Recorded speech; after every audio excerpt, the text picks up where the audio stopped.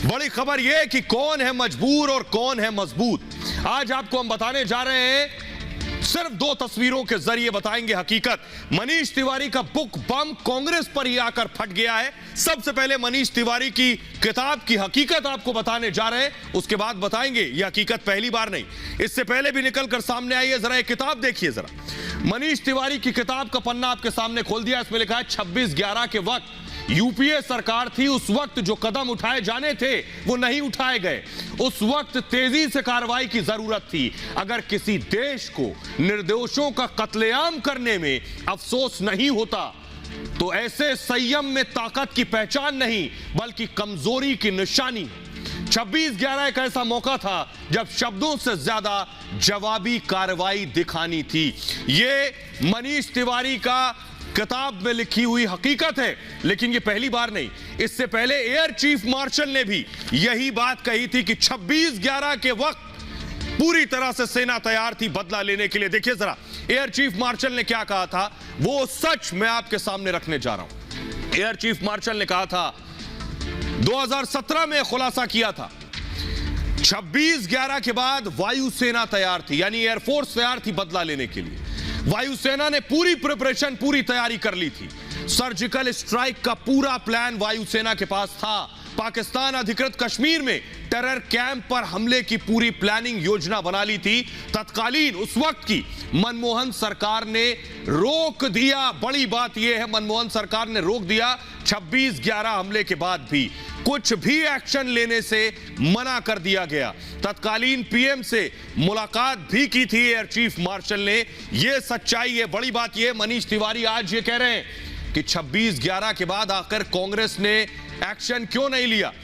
और आइए 2 तस्वीरों के जरिए आपको कल का भारत और आज के हिंदुस्तान का फर्क बताने जा रहे हैं। 2 तस्वीरें। प्रधानमंत्री डॉक्टर मनमोहन सिंह उस दौरान प्रधानमंत्री थे जब 26/11 का हमला हुआ, और जब पुलवामा हमला हुआ तो प्रधानमंत्री नरेंद्र मोदी सत्ता में थे। इन 2 तस्वीरों के बाद वो तस्वीरें आपको दिखा रहे हैं। 26/11 हमले की पहली तस्वीर देखिए जरा, कैसे आतंकी मुंबई की सड़कों पर गोलियों की बारिश कर रहे थे और तांडव मचा रहे थे। रूह कपा देने वाली तस्वीरें, कैसे बंधक बना लिया था पूरी मुंबई को, देश आज तक नहीं भूला। और फिर कैसे 14 फरवरी को 2019 पुलवामा अटैक हुआ, प्रधानमंत्री नरेंद्र मोदी सत्ता में थे। 2 तस्वीर दिखाने का मकसद यह कि हमले पहले भी हुए और हमले उसके बाद भी हुए, लेकिन इस हमलों में क्या हुआ। 175 से ज्यादा लोगों की जान गई 26/11 हमले में, और पुलवामा हमले में 40 सीआरपीएफ जवान शहीद हुए। 26/11 हमले में 300 से ज्यादा लोग घायल हुए, और पुलवामा हमले में 35 से ज्यादा लोग घायल हुए। इसके बाद की तस्वीरें देखिए जरा।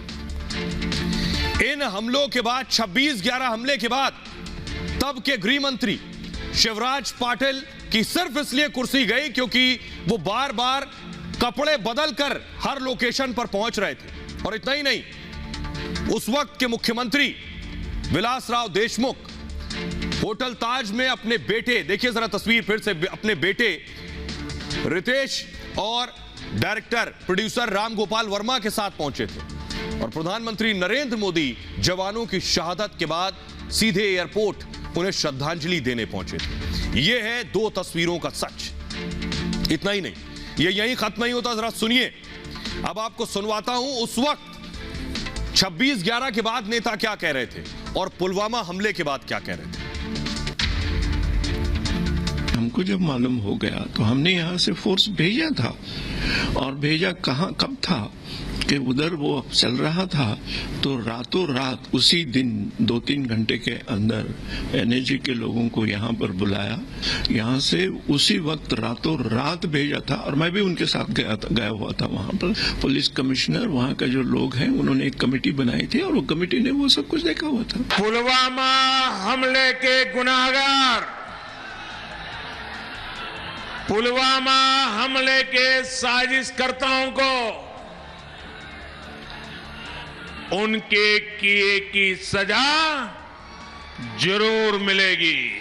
आतंकी संगठनों और उनके आकाओं ने जो हैवानियत दिखाई है, उसका पूरा हिसाब किया जाए। और सोचिए जरा 26/11 हमले के बाद भारत डोजियर सौंप रहा था पाकिस्तान को, सबूत दे रहा था पाकिस्तान को, लेकिन पुलवामा हमले के बाद बालाकोट में स्ट्राइक की भारत ने पाकिस्तान को घुस कर मारा। यह था जवाब। कल के भारत और आज के हिंदुस्तान में यह फर्क है। अब सुनिए जरा 26/11 हमले में जो जख्मी हुए, जो घायल हुए, उनके परिवार का क्या कहना है, और आज के भारत में पुलवामा हमले में जो जवान शहीद हुए उनके परिवार का क्या कहना है, सुनिए। कांग्रेस जरा अच्छे से अपनी जिम्मेदारी समझते तो शायद हमारे साथ ये 26/11 वाला हादसा नहीं होती। सही वक्त पर अगर मनमोहन सिंह ने फैसले लिए होते, कम से कम हजारों लोगों की जान बचती, क्योंकि उस वक्त कितने लोगों की जान गई, कितने जन घायल हुए, वो कोई नहीं बता सकता। सिर्फ कहने के लिए कहते कि हमारे पास इतने आंकड़े हैं, इतनी गिनतियां हैं, मगर उस वक्त कितने जनों पे क्या बीती और कितने जनों के साथ क्या हुआ, ये कोई नहीं जान सकता है। इसीलिए इसके जिम्मेदार भी मनमोहन सिंह और सोनिया गांधी हैं, और कांग्रेस के जितने भी हैं कार्यकर्ता, वो सभी को मैं ये कहना चाहती हूँ कि एक बार हमारे जगह पे आप लोग आकर देखिए और हमारा दर्द समझिए, तो आपको पता चलेगा कि कैसे हम लोग जिंदगी जी रहे हैं। क्योंकि उस वक्त हमारे पास आप लोगों का सहारा था, मगर उस वक्त सोनिया गांधी और मनमोहन सिंह ने अच्छी अपनी जिम्मेदारी समझी होती और उन्होंने निभाई होती अपना काम किया होता, तो शायद ये हादसा नहीं होता। इसके जिम्मेदार सिर्फ गांधी परिवार है और मनमोहन सिंह है। ना तो उन्होंने यह हादसा होने से पहले कुछ किया, ना यह हादसा होने के बाद उन्होंने किसी पे ध्यान दिया। जब मजबूत सरकार होती है तो सर्जिकल स्ट्राइक और एयर स्ट्राइक भी होती है। जब मजबूत सरकार होती है, दुनिया भी हमारी बात सुनती है, और जब मजबूर सरकार होती है तो दुनिया भी अपना रौब झाड़ती है हमारे ऊपर। सोनिया मनमोहन की सरकार थी, पाकिस्तान के आतंकवादी आकर अपने जवानों के सर काट कर ले जाते थे, कोई जवाब देने वाला नहीं था। मोदी जी की सरकार आई, उरी में हमला किया। आइए अब आपको बताने जा रहे हैं तब और अब में क्या फर्क आया है। पहले क्या कहा जाता था और आज क्या कहा जाता है, ये आपको बताने जा रहे हैं। देखिए जरा कितना बदला है, ये आपको बता रहे हैं कल और आज। पहले मनमोहन सरकार के दौरान गठबंधन सरकार के दबाव में रहे मनमोहन सिंह पर यह आरोप लगे, लेकिन प्रधानमंत्री नरेंद्र मोदी पूर्ण बहुमत के साथ सत्ता में आए। इसके बाद मनमोहन सिंह पर रिमोट कंट्रोल से चलने के इल्जाम तक लगे, लेकिन प्रधानमंत्री नरेंद्र मोदी के नेतृत्व का लोहा पूरी दुनिया ने माना। मनमोहन सिंह के दौरान 2G कोलगेट के घोटाले के आरोप लगे, लेकिन 7 साल में प्रधानमंत्री नरेंद्र मोदी पर भ्रष्टाचार का कोई आरोप नहीं लगा। मनमोहन काल में आतंक के खिलाफ मनमोहन सिंह खामोश रहे, कोई एक्शन नहीं लिया, लेकिन अब आतंकवाद का हमेशा करारा जवाब दिया गया। आइए अब आपको सुनवाते हैं।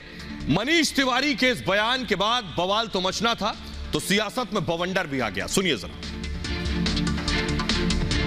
सरकार में मनमोहन सिंह जी थे, वो प्रधानमंत्री थे, और सोनिया जी यूपीए की चेयरपर्सन थी, और उस वक्त जो कांग्रेस के लोग थे, जो मुल्क से मोहब्बत करने वाले लोग हैं, जो 26/11 इतनी बड़ी घटना हुई और उस वक्त जिस तरह का एक्शन दिखना चाहिए था वो एक्शन नहीं दिखा था। चलिए, मनीष जी ने सही बात कही है, देर आए दुरुस्त आए। अगर हम उम्मीद कर रहे थे कि तत्कालीन गृह मंत्री जिस वक्त ये हमला हुआ, शिवराज पाटिल जी, वो बंद गले के सूट बदल रहे थे, वो कंघी कर रहे थे, वो आगे कैसे बॉलीवुड की एक मूवी बने ये बनवाने में व्यस्त थे। आतंकी हमले को करारा जवाब, इसी को 56 इंच चौड़ा सीना कहते हैं। अब तो तुम्हारे कांग्रेस के नेता भी इस बात को स्वीकार कर रहे हैं। मनीष तिवारी ने जो कहा है वो उन्होंने उसकी परिस्थिति और अपने अनुभवों के आधार पर कहा होगा, लेकिन मैं इस देश का सौभाग्य मानता हूँ कि जो 2014 में यूपीए की सरकार गई थी वो अनिर्णय की स्थिति के कारण गई थी। आज देश को एक मजबूत और सबल नेतृत्व। Approach towards the terrorism during UPA government बहुत हल्का था. It was very loose. There were so many loose ends. तो हमारे मोदी जी के नेतृत्व में हमारे सरकार का नीति है जीरो टॉलरेंस टुवर्ड टेररिज्म. तो उन्होंने जो कुछ भी कहा है, कांग्रेस शुड इंट्रोस्पेक्ट.